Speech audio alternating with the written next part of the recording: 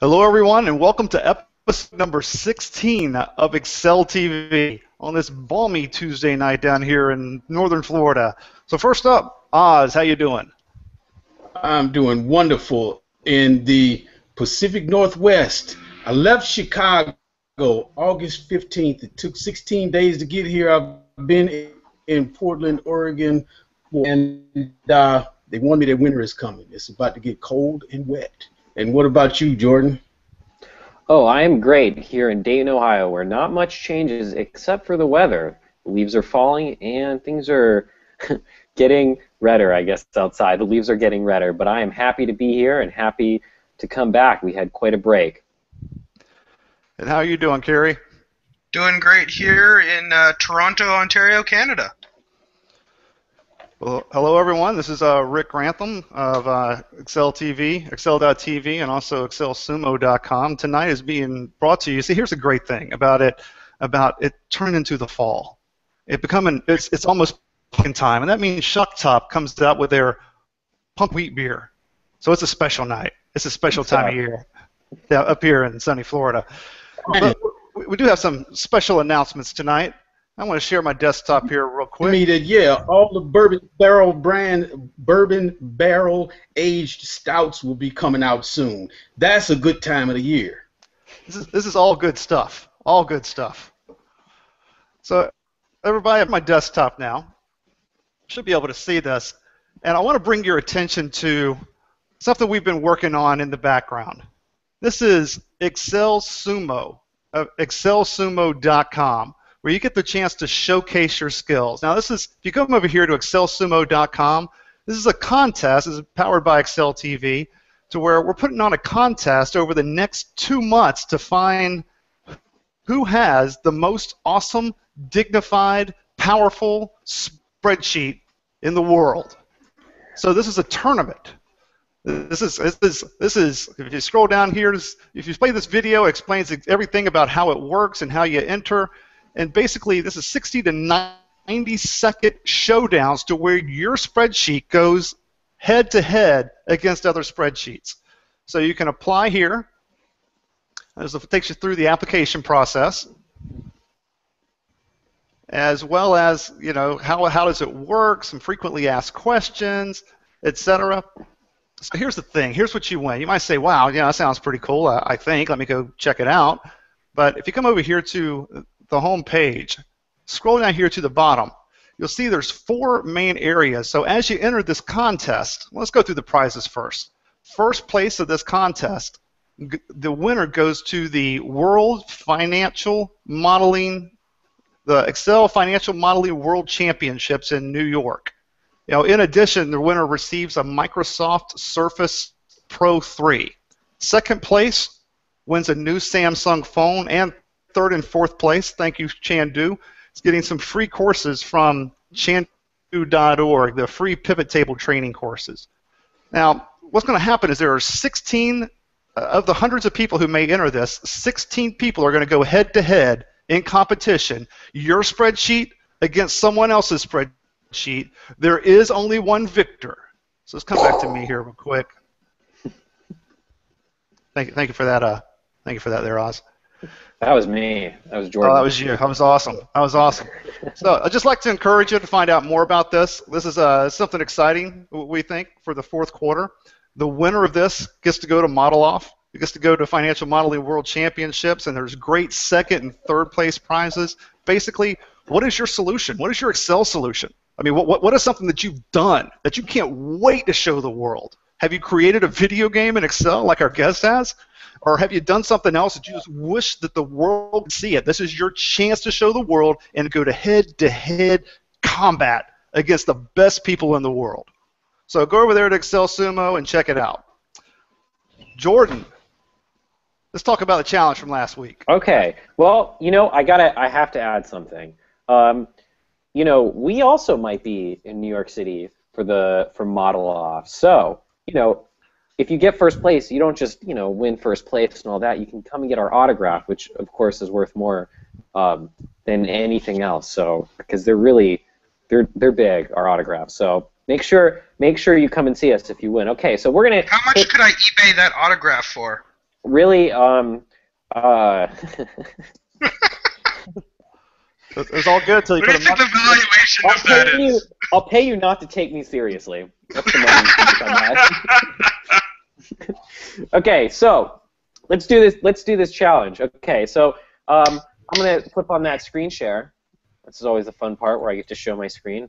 So last week, or no, not last week, I would say last episode, I said, what's the difference between objects using early binding and objects using late binding? Well, maybe it was because we were on break and I was turning fall. We were all kind of just taking a rest. So we didn't have a winner. We didn't have a whole lot of people sending in. So I thought that would be a good question for later. So if you know the answer to that, hold on to it because I'm going to be asking it later in the next few episodes. But before we do that, so we're not going to extend this contest. We're actually going to go on our theme from Model Off. So I don't know if we've been talking a lot about Model Off. We interviewed them in previous episodes, and Excel Sumo is happening through partners. They're one of our partners. So I thought to get into the Model Off spirit, we should use one of the questions from their competition. So, and by the way, if you haven't signed up for that competition, you should sign up.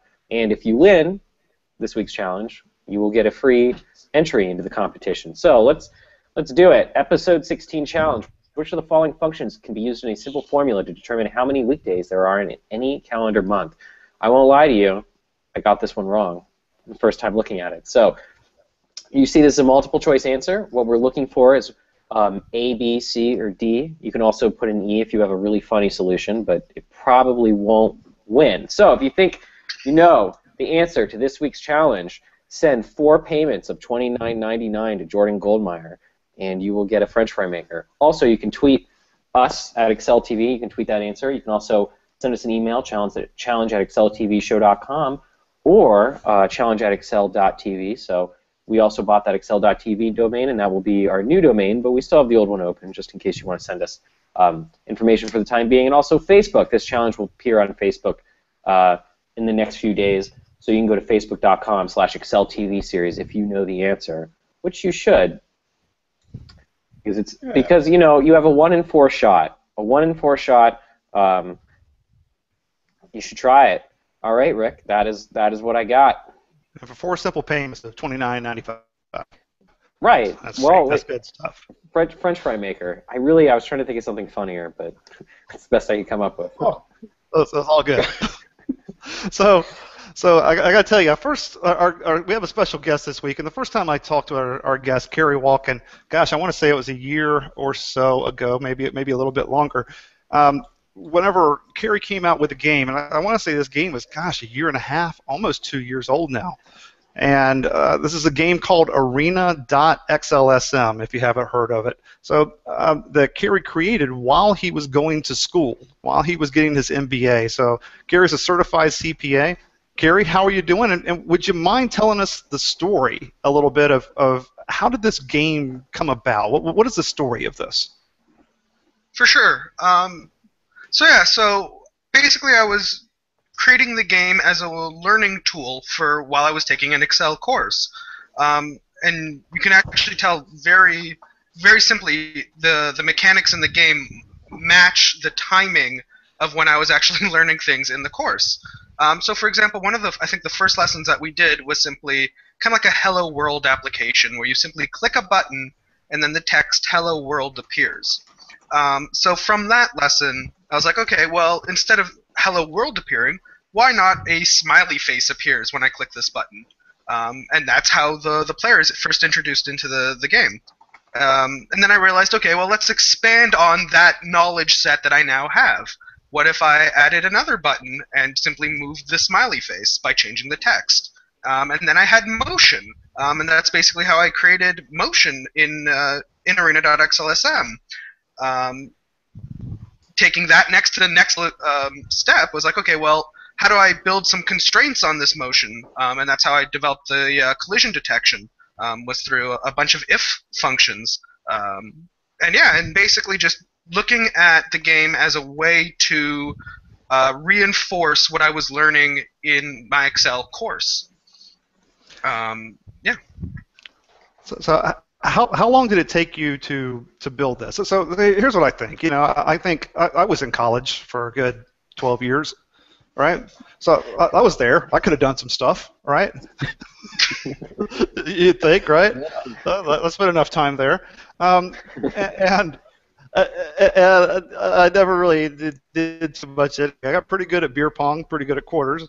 How long did it take you to build this? I mean, from the time you kind of said, wow, you know, I can make an if-then-else statement, and how long did it take before you finally went live with this? I made the decision to actually make it in October, and then I went live, I believe, in March, so about 5 months or so. Gotcha. Go ahead.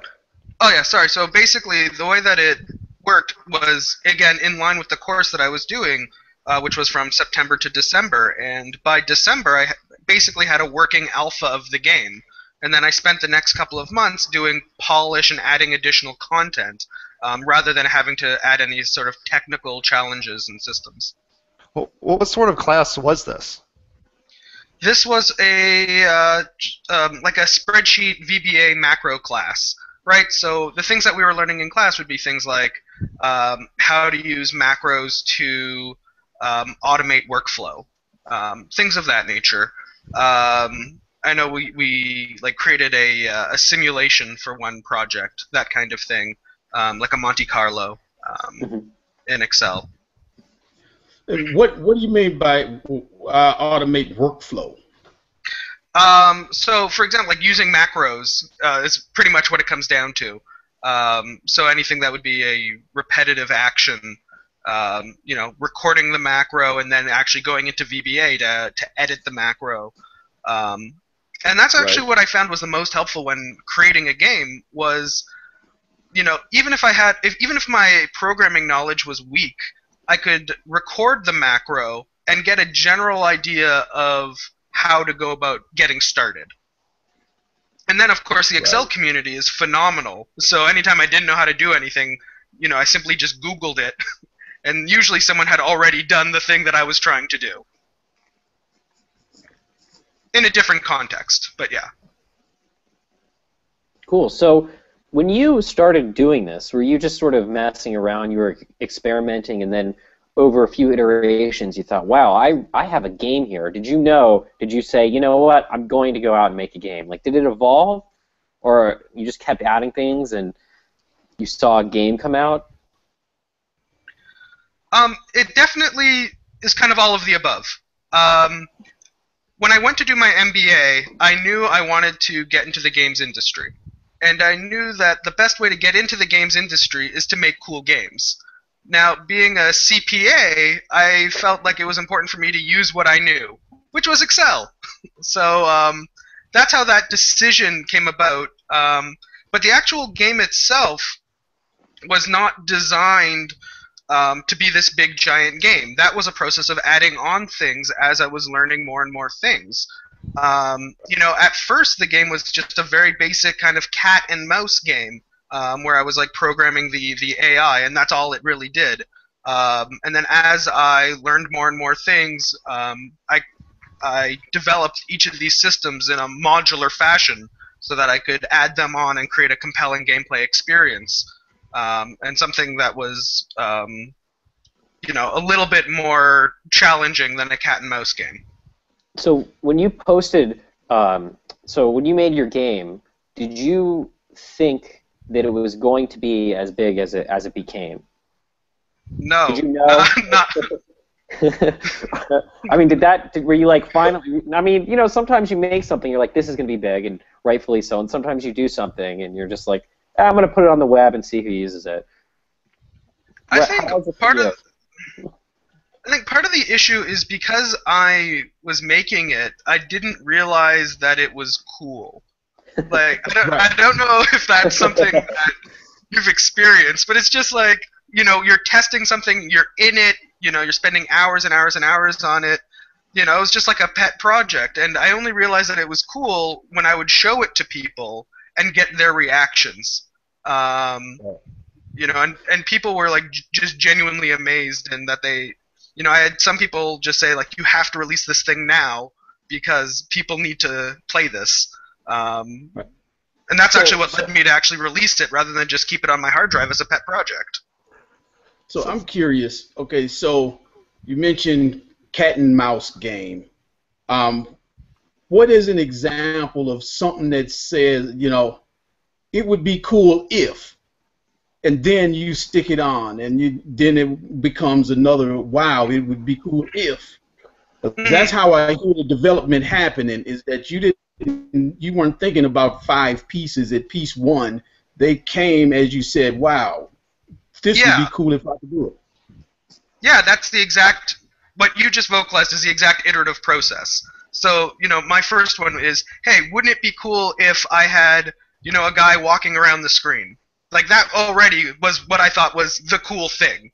And then I was like, okay, well, now, wouldn't it be cool if I put a barrier in front of that guy and, like, basically turned it into a sign of, like, a maze type of game, right? So now he can only walk in certain paths, and then that was cool, right? And then I'm like, okay, well, what if I had that guy interact with something, right? And that's how I started developing the AI, so that you could interact with something and get a result every time that you moved in any direction.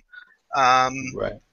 And then I just drew from my own experiences and trying to make the game that I wanted to make. So, wouldn't it be, and again, with the limitations that I have, being I am a terrible artist. So, basically using that design limitation to craft the game to say, okay, what, the focus of this game isn't going to be art. It's going to be the AI. And that's how I decided to have that randomized AI as a core functionality of the game. So that every time you play the game, you get a different experience, and that there's, over 2,000 enemies in the game, and they all feel different. They all play differently. So you mentioned AI a lot. What is that?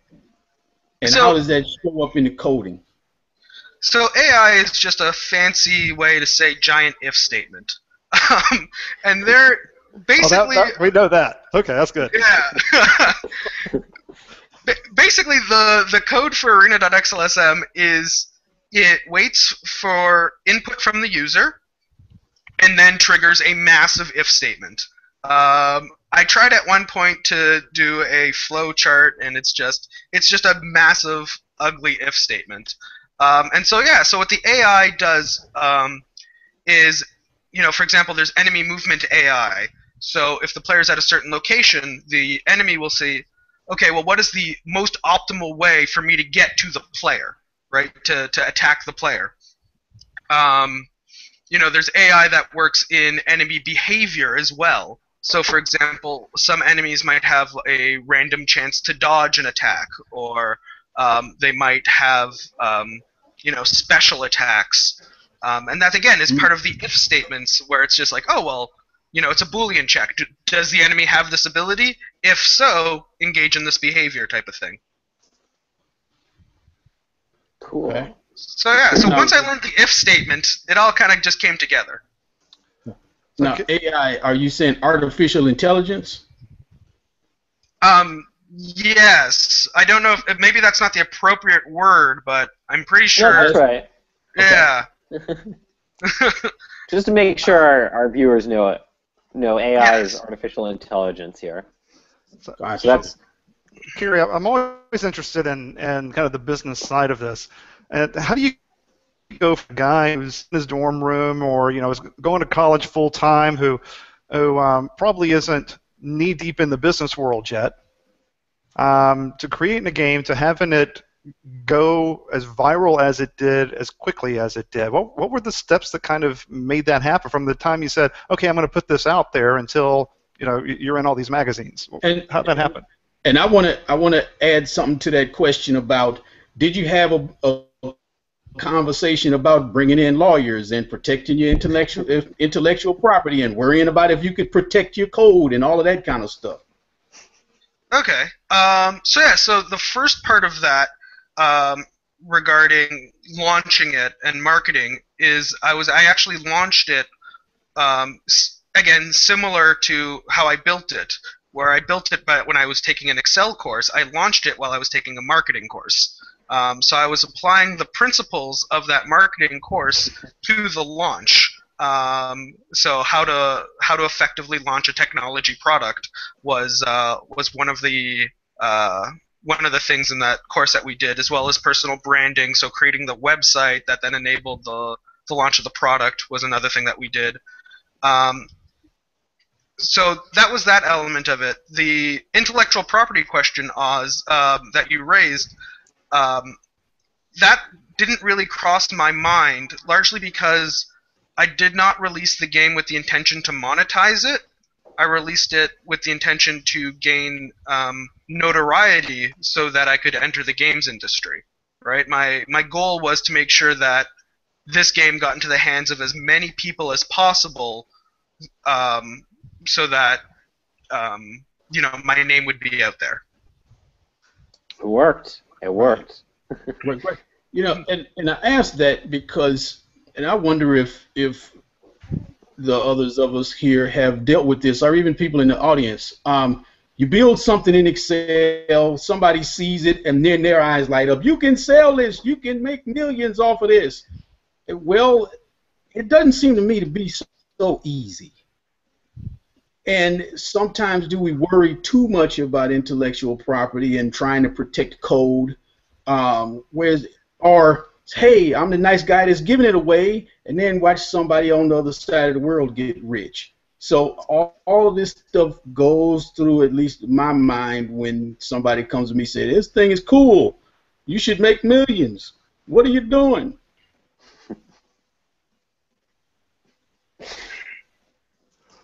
True. True. Any thoughts?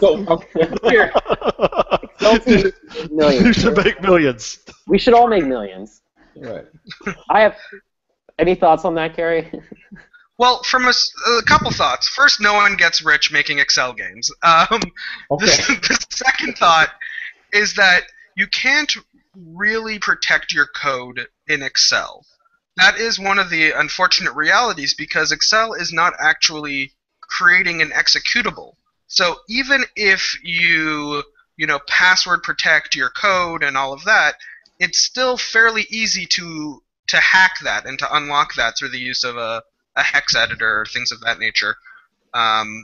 So that's not necessarily something that you can do easily.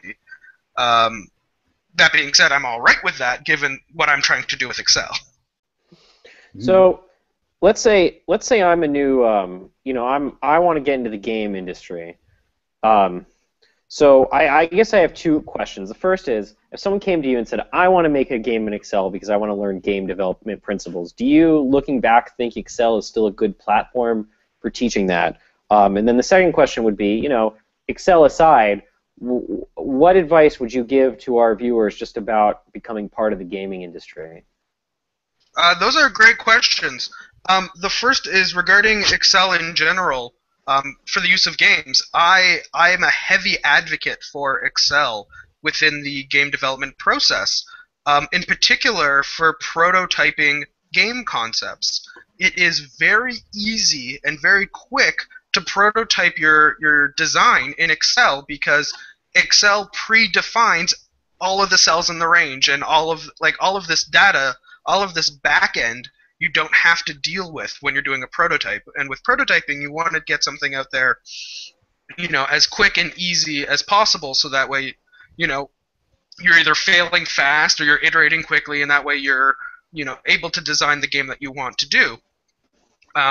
So I'm a heavy advocate for Excel's use in game design, particularly the prototyping process. I'm sorry, I completely forgot your other question. So I'm a smiley kid trying to get into the game industry. What do I do next? Where do I start? Right. What advice do you have for me? So the other one was as far as, I guess, game production. And, I think what's important is keeping scope in check.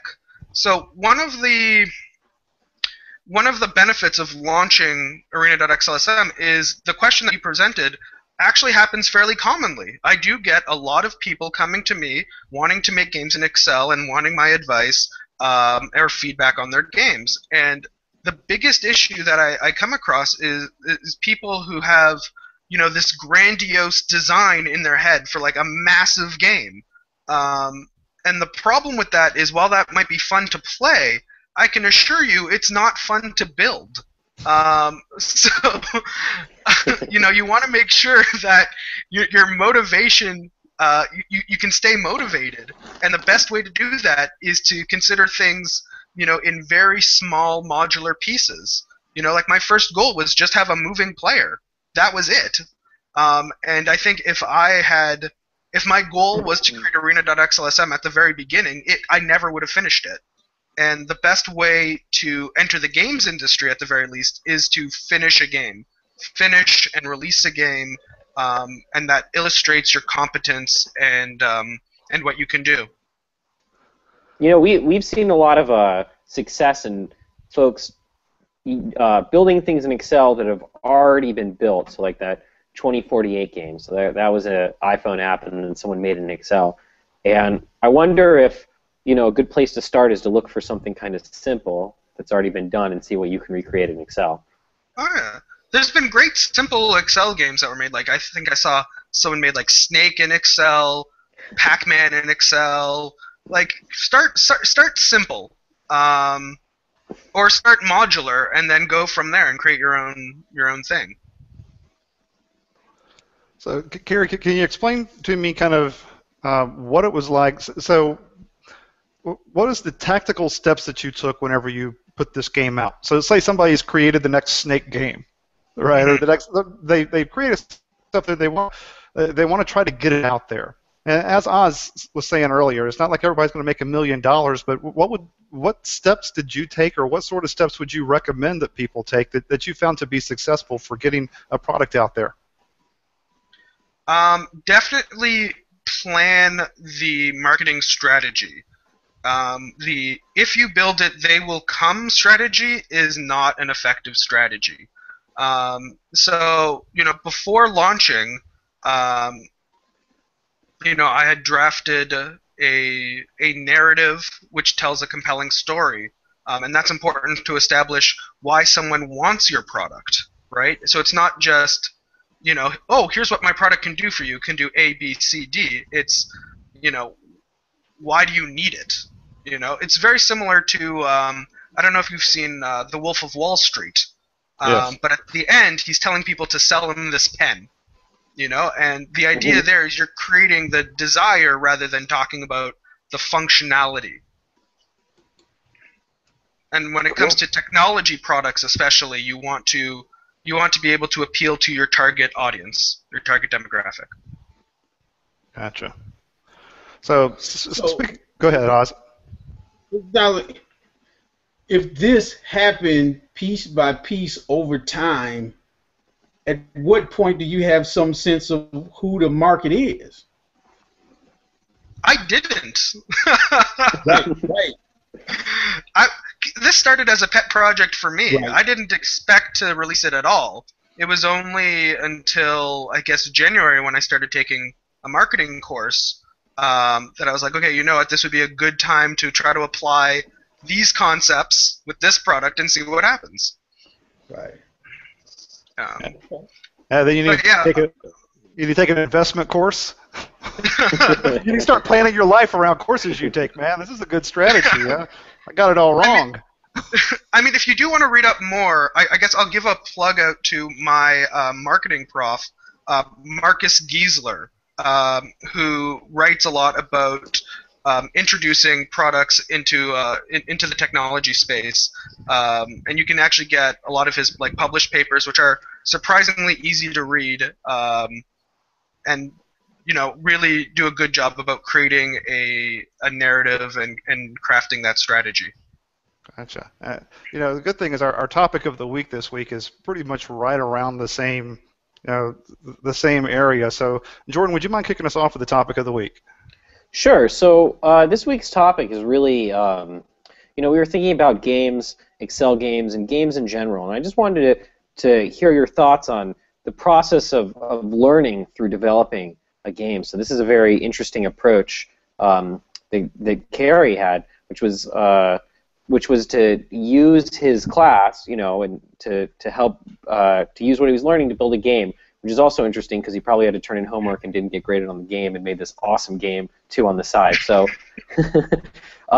but really, I want to talk about the use of games in learning, and not only we don't have to just talk about it in terms of Excel, learning Excel, but also if you do workshops. I mean, do you use games in your workshops to help people learn? So what is the effect of gaming and learning in your experience? So we can start with Cary. So yeah, I mean, for me, I've been involved now on the gamification side of things. So particularly the gamification of education. And this is actually a phenomenal trend that I'm really supportive of. So you see this being applied right now in primary schools, where instead of assigning homework to children, rather than calling it homework and having that negative association, we're assigning quests, right? And so this quest has 50 math problems in it. And there's a leveling treadmill and rewards and things of that nature, and so the kids are actually into it, and they get motivated from it, which is great from the kids' standpoint, but also from the teacher's standpoint, it's really good because we get access to all of this great data, right? So we can tell if a student is having a problem in a very specific area in math, for example, maybe we need to spend a little bit more time with that student to hone those skills, as well as getting access to to other relevant data, such as how much time each child spends doing homework and doing problems, and which they find to be their favorite problems. It's really good at getting engagement in a time when people have short attention spans. It's well put. So have you always been kind of I don't want to say a gamer, but have you always felt that you were, you like turning things into a game? Was Arena a new experiment, or was it something that you, when you look back on your life, like, oh yeah, I've been doing this for quite some time? Yeah, so Jordan, I wouldn't use the term gamer derogatively. I think gamer is a great thing. I hope I didn't. No. Well, you're like, I don't want to call you a gamer. Like, no, it's fine. You can call me a gamer, and I'm proud to say that I am a gamer. I have spent a significant time of my life playing games, enjoying games, being part of that game culture, and as a result of that, you do see game mechanics in everyday life, and you do see the way that games can help everyday life. Whether it's gamification, so taking things that are, mundane and boring and gamifying them to get that engagement, or gamifying them to get the data. There's a lot of really cool things that we can do with games to help in both school and at work, which I like seeing that we're now bleeding. It's becoming more and more commonplace.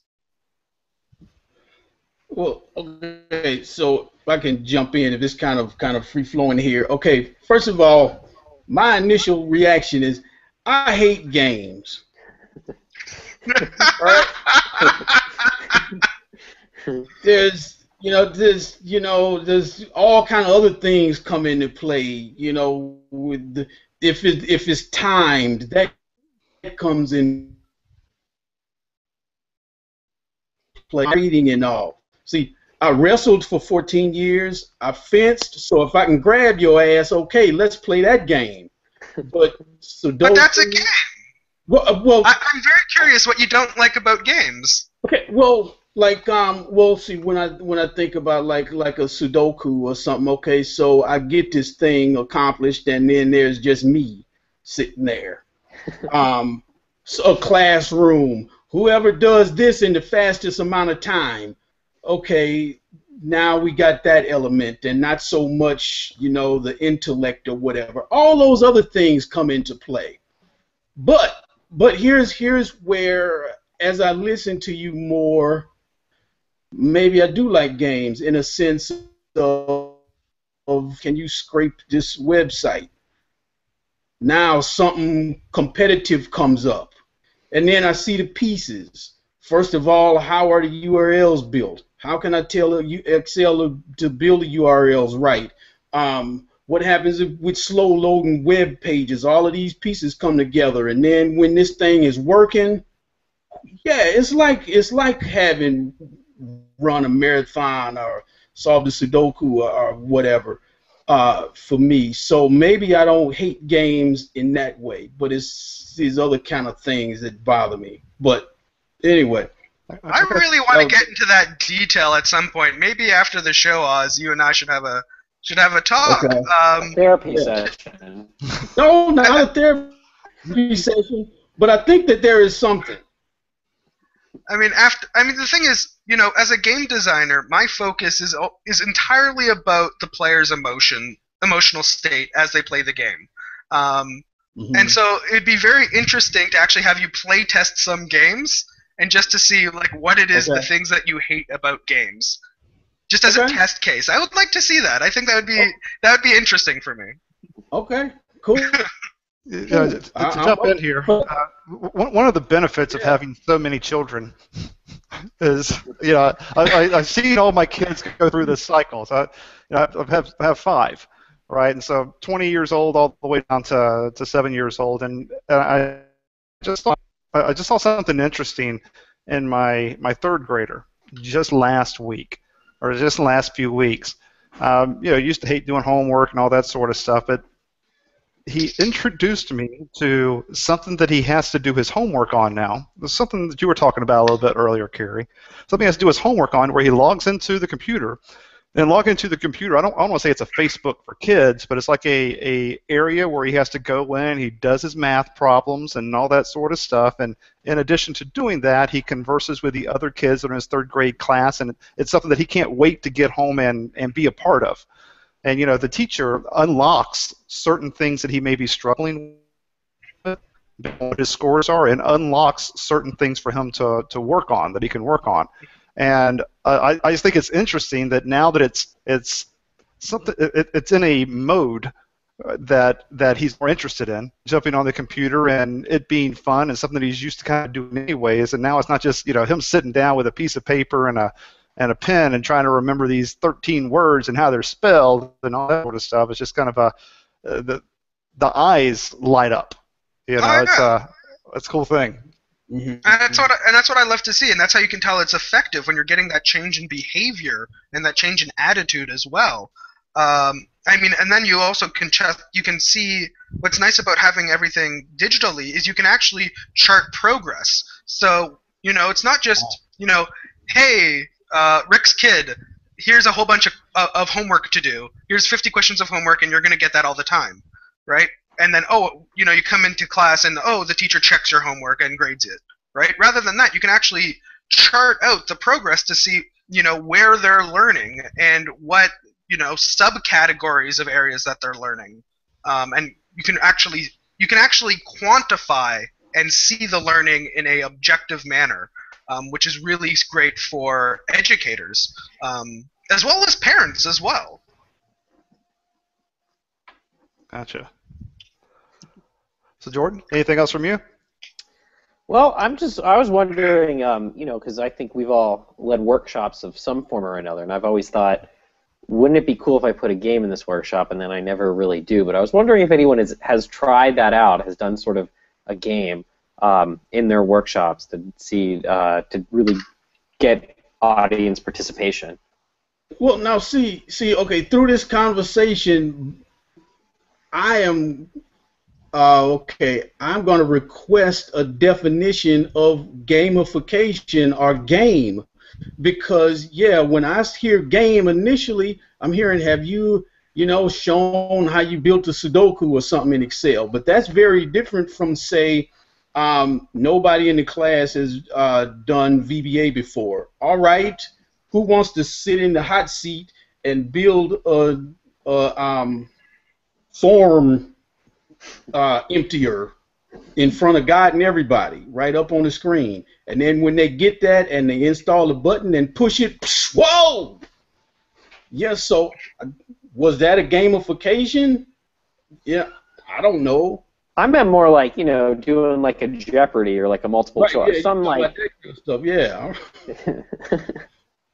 I don't know. I mean, I was wondering. You know, I always think about adding that into a workshop. Anyone had? I have used PowerPoint actually to make a custom Jeopardy, which I've used That's what I was in a couple thinking of training sessions, and it's cool because people do get like really into it and they get competitive, which is nice because you're just structuring knowledge in a different way. I gotta tell you, I used to do corporate training, and in that corporate training, what probably made me a little bit different from most of the other people was, again, just kind of introducing games. So where there might just be, typically you might just have to memorize something, I might grab the people together and get them all around the floor and have underneath 16 pieces of paper different definitions and things, and it would be almost a memory game that we would play. And so there'd be just different things I would kind of do it to where it would make it more fun, but people would be much more engaged. So I found it to be useful, if not for anything else, just for me. Forget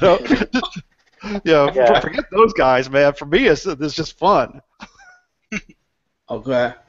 So can you say more about how that works? You said it's 16 papers under the chairs. Oh, no, I'm just using that as an example. This example is 20 years old, but there's been a lot of different games that I've played with my team. So we'll say as an example, Oz, I know you used to be in credit cards and working in call centers. So I used to work in call centers as well, particularly in collections of call centers, and where you're trying to get people to actually collect on the phone. I mean, who wants to be a collector, right? Nobody. You don't grow up wanting to be a collector, and so you have these people taking phone calls just all day long, just trying to get your $8 payment from you, right, that you pass due on. And an example of trying to make that fun is I used to play what I'd call promise to pay poker, right? And so I'd have a team of 20 people all trying to get promises, and as you got somebody on the phone to promise to pay you something, you get a poker card. And I just walk around handing out poker cards, and at the end of the day, whoever had the best hand would get something. Oh, Usually I was handing out little cardboard dollars with my picture on it, with little things on it, and they have Grantham dollars. And we have raffles at the end of the month, Right. Just that sort of stuff, but that sort of stuff makes the difference. It's fun when it's particularly when it's a mundane type existence type job, and I think a lot of that comes through in different sorts of training things that you could do as well. Anything that you could do to make it fun and more interesting breaks up some of the monotony. What? Yeah, and we thank Cary for showing us that Excel is not a boring tool. Right, it's not. Yeah. Now, yeah, go ahead. Oh no, I was just gonna say if there's anything that I want people to get out of this and the experience of making a game in Excel is that you can use Excel to do literally anything. Yes. So anything you want to do, it's a really versatile tool, and I highly encourage it. And I'm very much an evangelist for Excel use. And it's interesting, as we were preparing for the show and talking about one thing that hasn't, as I recall, come up in previous episodes is so much the development of things. How do you put all of these different things together? And, like Jordan Scrolly thing, right? So there's that, and then now how do you stick this and this and this together to where now you've got a tool or a workflow? And it's exciting that this development discussion has come up and is come up around games. Mm-hmm. I think when it comes to development, I try, and again, Jordan and I have different thoughts on this one, but I try to put everything into VBA because it allows me to make things modular. So I can build certain pieces of the system, and then when I need it to all work together, they're basically just function calls.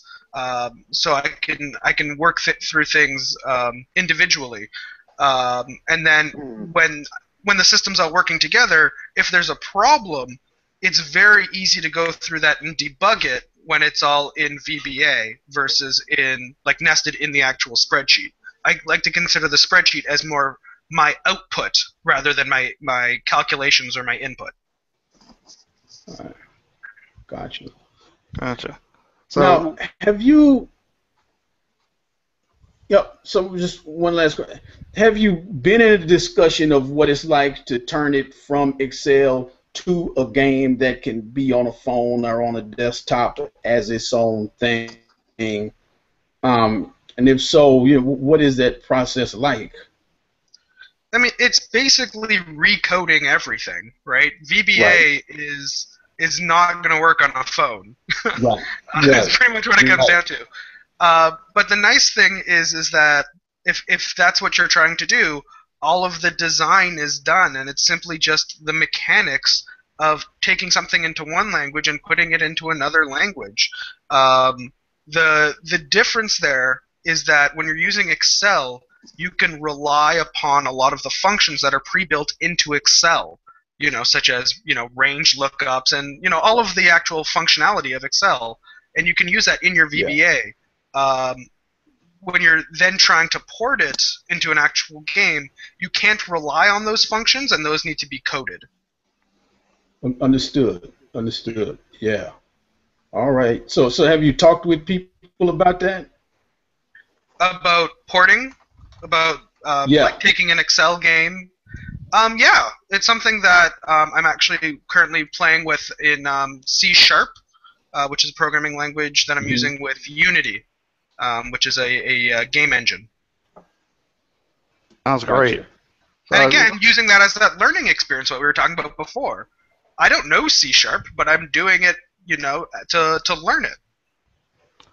So speaking of learning, I think this is a great opportunity to move on to Oz. You've given us some tips to learn from. Moving on to our hot tips section. All right. The Excel hot tips to make your cold tongue feel so much better. All right. Here we go. I am going to share my screen. Okay. All right. Can you see my screen? Not yet. We just see you and your the Ghost Pepper hot tips. Oh, there we go. Hey, there's me. No, it shouldn't be you now. Okay. No. All right. So I created this naughty niceometer, right? And so basically we have two brothers, Kyle and James, who are their naughty and nice deeds are being tracked. Okay. And these pictures automatically change. I showed a couple of videos about how this is done, and I did a blog post on my blog. So one thing about this is, so if we say James, he's right at 0, and he's on a path to see Santa, and Kyle is -78. He's on a path to see Krampus for Christmas, and we've got 86 days left. But, wait a minute. James, he actually told 2 lies that day. Krampus, buddy, and you got 86 days to straighten up. But what I'll show you is I wanted to have some visualization here. Okay, so I'm going to show you how I went about this. Okay, so I'm going to so this is doing the sum ifs to calculate Kyle naughty nice, James naughty nice. Okay, so now how can we visualize this? So I'm going to do equals this, right? And I'm going to bring this down. And it's already doing conditional formatting. All right, so here, let me get rid of this. Do this.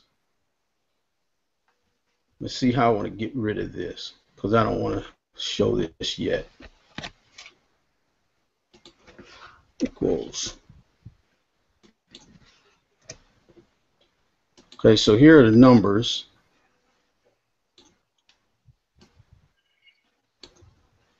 Okay, so now what I want to do is go ahead to conditional formatting, and I want to show data bars. Okay, so now it's automatically giving me this positive and negative. But that doesn't help us much. So what I want to do is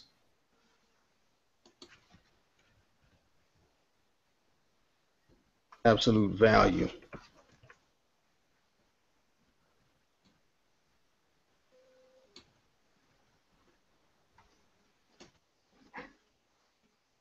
A bit more meaningful than, you know, the axis with the forward and the backward. This says a bit more to us. And then what I can do is go into conditional formatting, manage rules, edit the rule, and show bar only.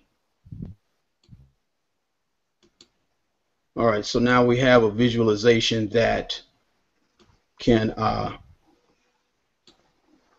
go alongside this to show these brothers how deep they are in, say that was 5.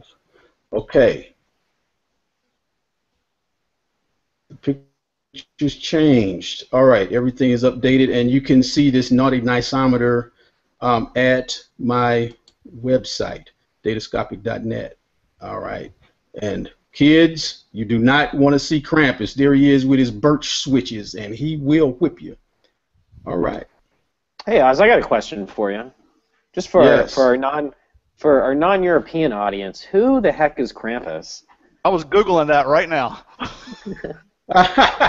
Krampus Give our is audience. Krampus is more from German tales, right? Where he's the anti-Santa. Okay, so a kid that's been bad all year, here's this creature that smells bad.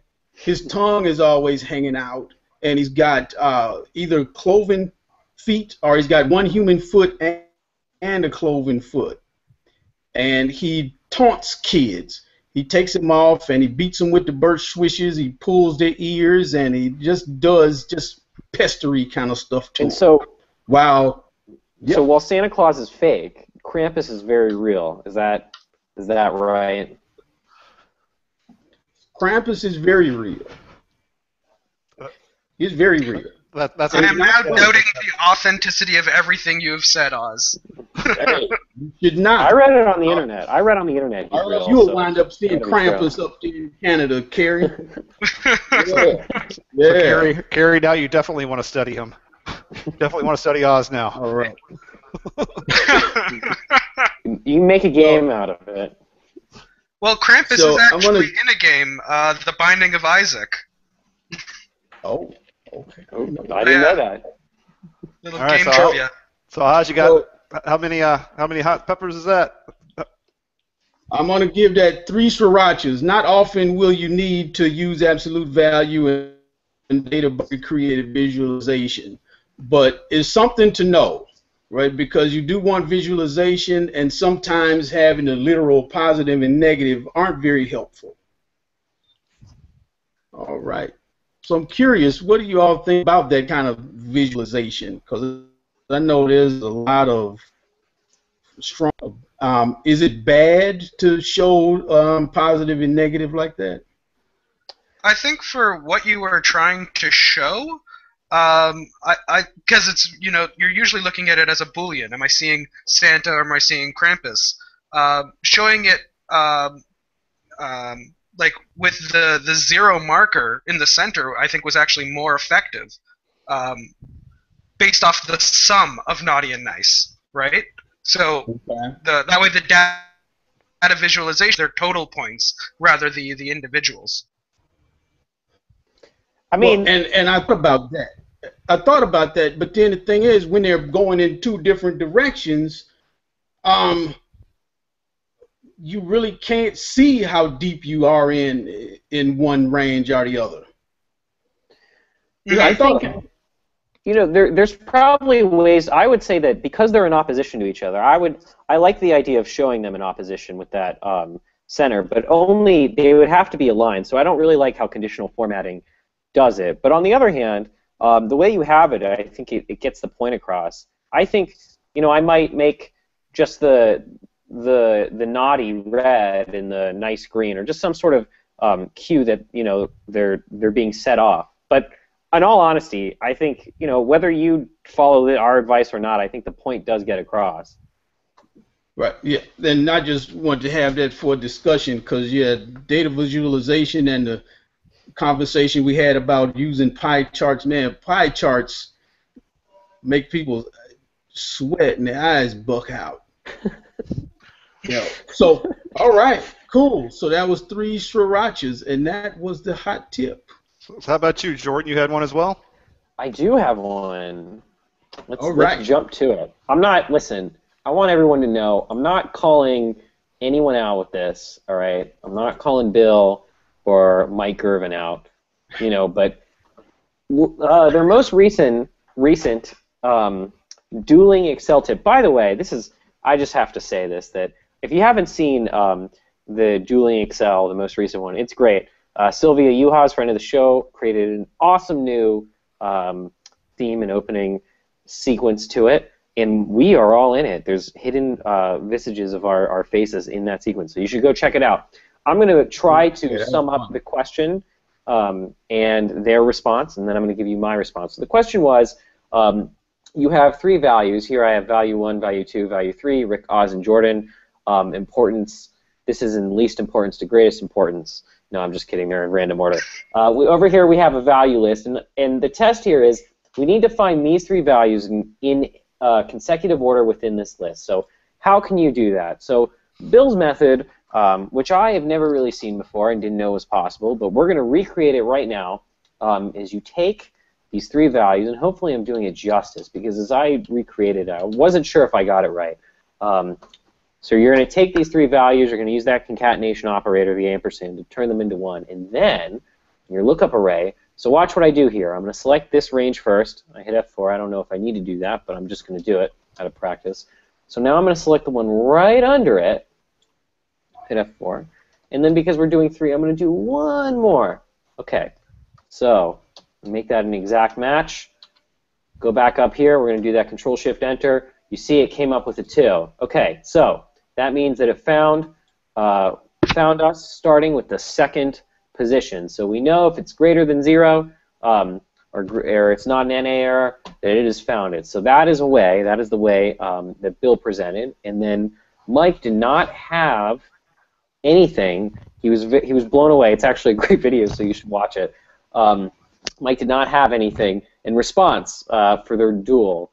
And here I'm just showing you, we use the formula text, just showing you what that is. Okay, so I'm going to give you my solution, and there are differences between it and Bill's, ones that make it better or worse depending on what you need. But the first thing I'm going to do, I'm going to build in pieces. So what we're going to do is we're just going to match these values into the value list. So you can just watch me do that. It's so great to watch me do this here. So let's see here. For some reason it's saying Rick is at 10. So that is because I forgot to make an exact match. So now I'm just going to scroll this across. Now we see that these values are 2, 3, and 4. So what my version does is it tests. So what can we say about these values that are in a series like this? What is a test we can do to see if they are all only one away from the other? So the test I came up with was standard deviation. So we can use the standard deviation here. And I'm just going to select all of these, and it's equal to 1. So what does that tell us? Well, it tells us that whenever we have values that are in consecutive order, the standard deviation of the match location of those values is always going to be 1 if they are consecutive. And I know that was a mouthful, but that is actually how I chose to do it. So I'm just going to recreate that here, because it's always nice to see things twice. So I'm going to do standard deviation here, and then we'll do match this in our value list. You get to watch me type. This is always the fun part. But it's good to see it just for your own use, just to see it work all together. We'll do it one more time. I know I'm not making this easier with copying and pasting. So let's see here. Okay, so oops, I don't know how that mystery one came in there. So let's see here. We have the standard deviation of all of these, and it's saying that I have an issue here, that it's coming up with NA. So I wonder why that is. Let's try this one more time.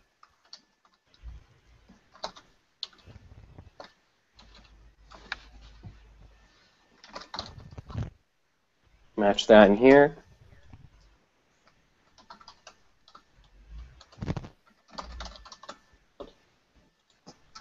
So hopefully everyone understands what's going on. Oh! Any question while I'm doing this? I think because you're doing the match twice.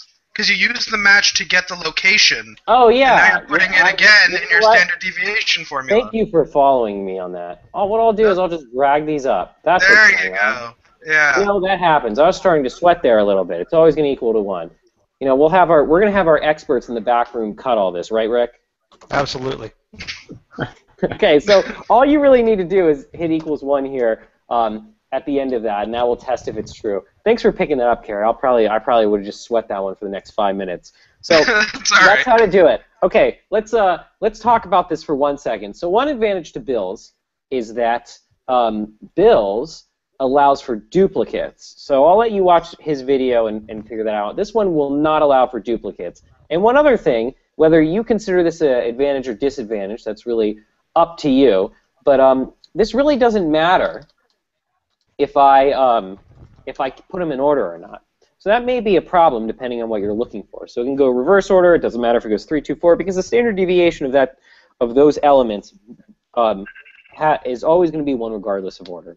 So that is my solution. I'm calling Bill and Mike out. No, I'm just kidding. I'm not. All right. So how many srirachas have I lost for that mistake? This is a tough one. This is a tough one. Because our cousin and I were asleep.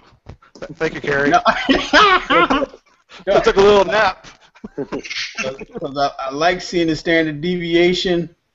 I like on a different approach to the challenge and showing the differences between the 2 solutions.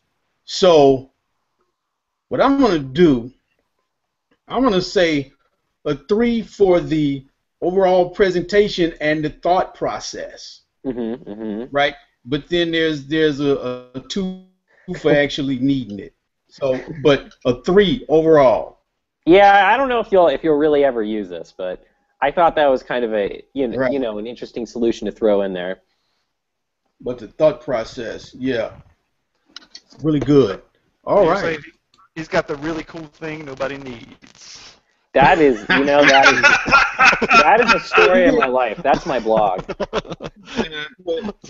But hey, that should be the tagline. Yeah. Option explicit BBA, the really cool thing nobody needs.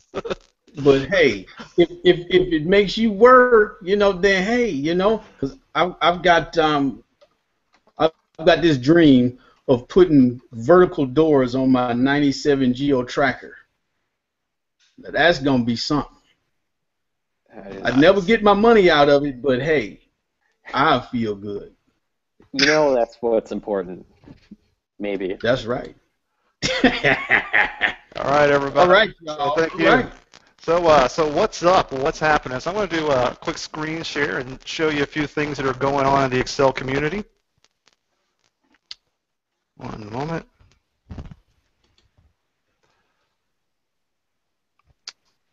Okay. So first off, I'd like to remind you again about Excel Sumo. We talked about this at the beginning of the show, but this gets kicked off tonight. Applications we're receiving applications starting tonight. So if you think you have a really cool, say a business and productivity solution you've done in Excel, or something with lifestyle, say your P90X workout routine template that you've created, or your, I know that some of the people that that are in our audience have created, I don't know, college roommate tracking Excel spreadsheets. So that would go here in lifestyle, and of course VBAs and macros and different data visualization, fun and entertainment. Hey, here's a good place for games and things like that. So if you have solutions, by all means, get these in here and win a chance at winning some of these great prizes. This is Excel Sumo at excelsumo.com. Next thing to bring to your attention is something that Jordan brought up a little bit earlier, which is the Dueling Excel, the Dueling, and I'm just going to, I have this down on mute so you can't see the whole thing, but in this intro right here, you'll see Sylvia Juhasz, friend of the show, put this together, and you'll see I was there, and there's a few of the people in the Excel community here in this. So this is It's a real cool, fun thing. Hold on a And second. Soleil is singing. Yeah, She's see right there? singing in this. That's Jordan right there in the back. Hold on, man. I can show you one more here. Back up just a little bit more.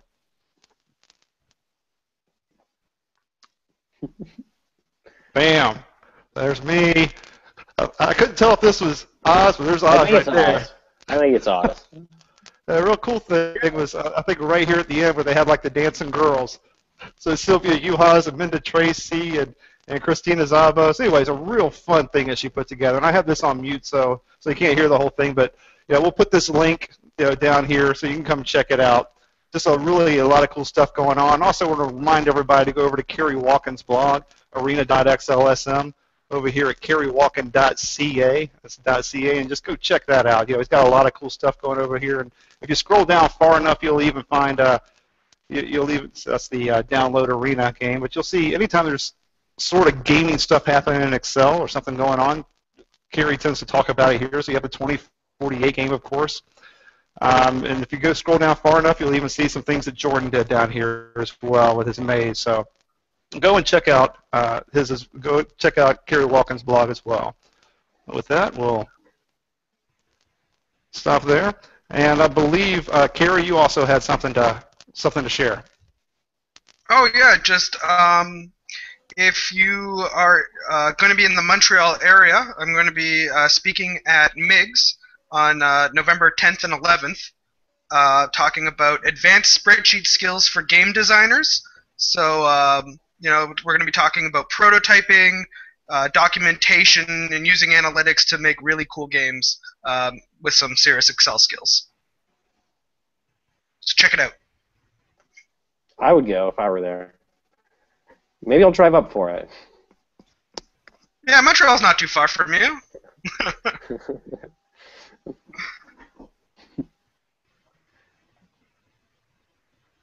Right. I think we lost Rick. Okay, so I am just gonna take over on this. So I have a news item to share. Let me hit that screen share real quick, and we will get it up, and I will show you what cool things that we are going to share. So 1 second. Let me click that. Hopefully everyone can see my screen. Is that right? Everyone can see. I'm looking at Analytics Edge. Yeah. Yep. Okay, so I got this email from, or I should say, a message over LinkedIn from someone who is who's developed this cool Excel add-in that will connect to Google Analytics and download that data. So he was telling me about it. I was thinking about using it in a workshop, but I thought I'd show it to everyone here. So check it out, analyticsedge.com. And you can check out the simply free add-in to download Google Analytics data. So if you want to do that sort of data capture, data analysis on your website, this is a great way to do it, a great tool to do it, and developed by someone who supports the Excel community. And Oz, had you anything as far as tips go? No. Well, we did tips, man. I'm not sorry, not tips. Sorry, news. Well, I was just. I think you know what? Before I mess anything up, Rick has his audio back. He's just. Yeah. Anything you'd like to share there, Oz? I'm sorry. Glad to be back. Glad to see y'all. Glad Cary is here to help bring us back, and I'm glad to be here in Portland. And yeah, Mexico. So yeah. So, that's all I've got. Sounds good. So where can you find us? Well, we're expanding. So not only are we in Facebook and Twitter and all that sort of stuff, we did just pass 100 people in our LinkedIn group. So come and join us over there. You could be number 103. So come on by, say hello. But in addition to that, we just launched Excel Sumo. So find us over at Excel Sumo, and certainly there's the social channels with that. So there'll be a ton of videos coming out of that because, part of this contest is very video driven. And so there'll be a lot of content coming out of that. You're going to see a lot of, I think, gaming solutions that come out of that. This is a real opportunity, a sporting tournament, I think, within the community for us to celebrate excellence within the community. And so, we're really excited about this and being part of this. So another thing that means is another place you'll be able to find us is one or all of us will be at the World Financial Modeling Championship this year. So we will be with whoever the winner is of Excel Sumo. We'll be there with you on stage, helping to celebrate your success. So we'll be at the Financial Modeling World Championships as well. So that's where we'll be. So to kind of close out then, Cary, I haven't talked with you in a while. Whenever I first met you, I was just so impressed with how much you got done in about 5 months compared to the 12 years that I was in college, and my hat's off to you. But not only that, your ability to not just take this idea and build it, but then to also run with it. There are so many people who create things and it just kind of dies on their desktop. And from developing your own website and getting that out there to marketing this, and then from the day you release this, within a few months you're in magazines and all sorts of stuff. So my hat's off to you. In addition to that, just creating the website to where you're celebrating so many other people who send you tips, or send you ideas and want to show off things that they've done, and that you're very much an active part of the community. So thank you so much for being on the show. I appreciate that. Thank you, Rick. I appreciate it as well. And if anyone wants to learn more about making games in Excel, check out my website. There's a tutorial series called VBA for Play. Right. Sounds great. Well, so that's it for us. This is episode number 16. It's in the books. Thank you again, Cary. And for Jordan Goldmeier and Oz Du Soleil, this is Rick Grantham saying we'll see you next time. Right. Thank you.